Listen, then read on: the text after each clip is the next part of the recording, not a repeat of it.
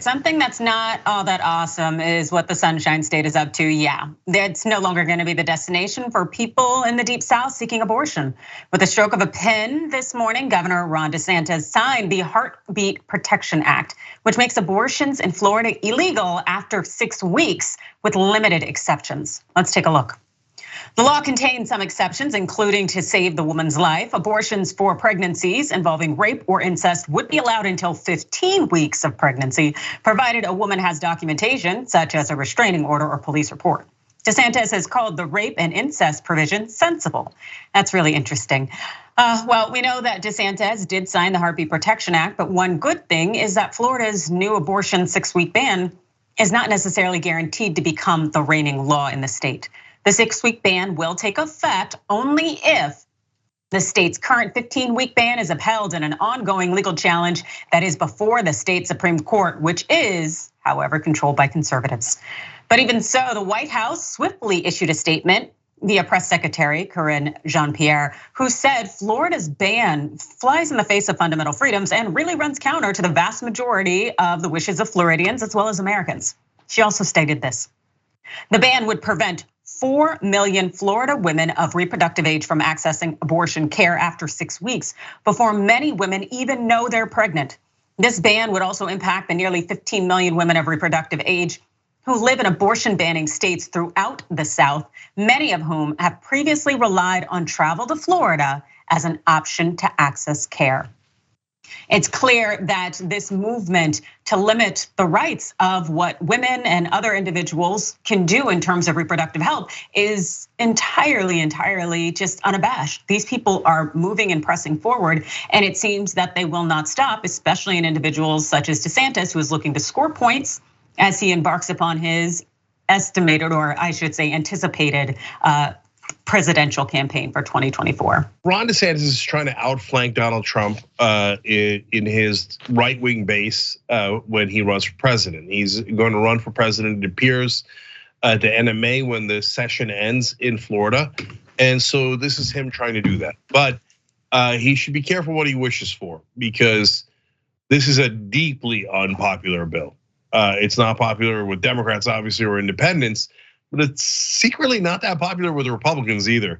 So yes, you are appealing to the very edges of your base, and yes, historically that has worked in winning primaries in the Republican side, and I understand that calculus, but I think he's playing with fire here. A ban on abortion that starts at 6 weeks basically means a complete ban on abortion, because a lot of women don't even know that they're pregnant in the first 6 weeks, and so basically saying you just can't get one. And then there's other terrible parts of this bill, including, hey, you have to prove and that you got a court order or asked for an arrest, et cetera, on the rape and the incest charges, and that could put women in danger, and basically begins to judge the women on whether they handle their rape and incest correctly before it allows them to get an abortion.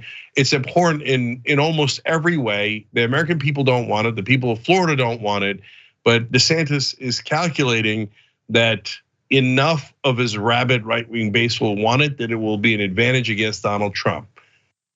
I think he's probably miscalculated, but of course, much more importantly, until you get DeSantis out of office, this is what happens when you elect a Republican. They take away your rights. So for me, you definitely pointed it out spot on that overall, this is not popular with the country at large.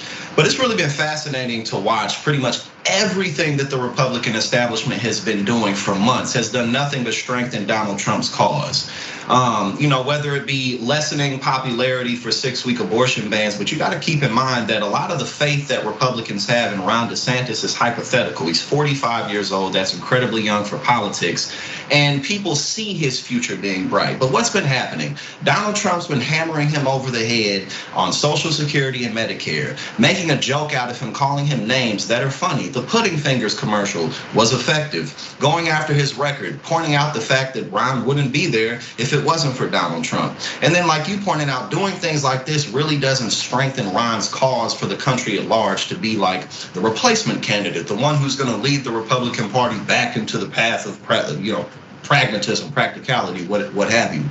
Because Donald Trump twice impeached, the first president in history to ever be indicted. What is Ron DeSantis and the whole Republican Party doing? Oh, no, not so fast. This is political. This isn't fair. So it's like no matter what happens, everything Republicans are doing is just strengthening Trump's cause, and it's really fascinating to watch. It is quite fascinating to watch, especially given that Ron DeSantis, as Cenk kind of intimated here, may not necessarily be in the strongest position now that he has passed this particular bill. But there are some people out there who think that this is actually going to be helpful for him. This thought that any kind of anti-abortion stance for a candidate would be a campaign killer. Watch this. Politically, it's a divisive issue. And understand that, I believe in the sanctity of life. I'm pro-life. However, politically speaking, it is a death sentence for candidates, especially in swing states. You cannot win. Before they even start voting. Yep, absolutely. But as much as Hannity seems to believe that anti-abortion candidates are unelectable, well, surveys kind of seem to suggest otherwise. Virginia Governor Glenn Youngkin, a possible 2024 presidential candidate himself, supports a 15-week ban similar to the current Florida law, because that's what the law is currently in existence. The anti-abortion group, Susan B. Anthony List, called it a compassionate bill and touted polling earlier this year showing a majority of voters in blue-leaning Virginia supported it. The group's website features reams of public opinion data showing popular support for 15-week bans by members of the GOP. I did take a look at that, and that included research from Harvard and a number of other institutions with very reliable stats showing that a number of members of the GOP really do want there to be access to abortion to a certain extent. Now, also, we want to bear in mind that a recent focus group survey that was conducted by Axios, well, it found that pro-lifers are not here for the GOP's recent anti-abortion antics. Some Pennsylvania swing voters who identify as pro-life are still firmly against banning the common abortion drug mifepristone and view it as the latest example of GOP extremism and overreach, according to our latest Engedios Sago focus groups. Half of the voters were pro-life, but they did not support the decision by a federal judge in Texas that the FDA's approval of mifepristone is invalid and therefore should no longer be available. 12 of the 14 participants in this focus group, well, they thought that the Texas's judge decision on mifepristone was an egregious display of partisan overreach. They also said things like this: "It's between them and their God," said Donna B., a Republican pro-life voter. "I don't get gleeful about somebody who can't kill a baby." Another person said, "I just think that they've been using it safely for 20 years. And I don't think that that changes my stance. I'm still pro-life, but I still think that if they have to take that for their abortion, they should have the option," said Scott H., a registered Republican. Now, although these focus groups that Axios looked at, they weren't a statistically significant sample size, we can still kind of maybe glean from these responses here that the GOP's attack recently on abortion, it might potentially hurt the party in swing states. And so those who are anti-abortion in terms of candidates would not be in the best position. I think that Scott H. quote is really telling because according to the polling, the country is 70% pro-choice. But I think it's actually higher than that. Because listen to what Scott H. said. He said he's pro-life, but he isn't. He's actually pro-choice. He said that he's pro-life, but quote, still think that if they have to take that for their abortion, they should have the option. Yeah, that means you're pro-choice. Pro-choice doesn't mean pro-abortion. It just means, no, you get to make the choice. You don't want to have the abortion? Great, don't have the abortion. We love that. I've got 2 kids. We made that choice, right? But if somebody needs to have an abortion and they make that choice, you're okay with it, congrats, you're pro-choice. So the number is actually even higher than 70%. And that's why Ron DeSantis here and the Republican Party at large is playing with fire. Look, this was supposed to be the one issue that you dangled the carrot in front of the noses of evangelical voters. And the Republican plan was to never actually win on that issue. And so they could lock up 35% of the country's vote just on the promise that they would get this. Not that the evangelical voters actually even wanted it. Look at Scott H., he doesn't actually want it. Now that we've got it, Kentucky, Montana, Kansas, they all said, no, we want to be pro-choice. So now that it's gone, you see Sean Hannity in a cold sweat panic. No, don't run on this. Whatever you, don't run on this. And why does he care so much? Wait, Sean, I thought this was the #1 issue for Republicans. That's what I've heard my entire life. #1 issue, you must vote on this because the Democrats are killing babies. Now that they got it, they're like, not #1 issue, 200th issue. Why? Because the actual #1 issue for Republicans has always been the same: tax cuts for the rich. That's the only thing they actually care about. And so finally, for me, I want to quote one other thing from this focus group. And it's not the end all be all. Like Adrian said, it's not statistically significant, just a little telling. And it's gonna surprise people in mainstream media, maybe some on the left and the right, but it didn't surprise me at all. And if you watch the Young Turks, is exactly what we've been telling you.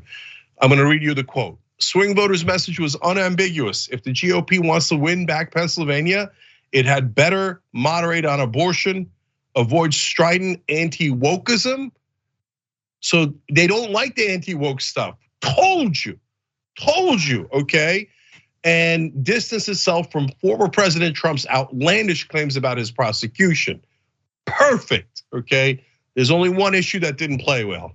Nearly all of the participants agreed that trans women shouldn't be allowed to compete on women's sports teams. So look, we can fight on that. We could win on that in the long run, maybe, but that's the one that doesn't play well. You do with that information anything you like. Well, yeah, it's kind of like, when a dog's always barking at a mailman and they finally get up to him and they never get that close. So now it's like, now what? Now what am I gonna do? That's exactly what this is, because as Sean Hannity said, the reality is that if you run on this and continue to run on this, what is it, 20 states? Mike Pence was just on TV congratulating Ron DeSantis for this. But all you're doing is shrinking the base for the future. Like, it's really that simple. There's nothing more to be said. So it's just terrible politics, and something that even Donald Trump has pointed out to the Republican Party that they're going too far on. So the Republican Party is just eating itself alive, totally. Yeah, I gotta add last two things here because of what Jackson said. Donald Trump's such a hilarious con man.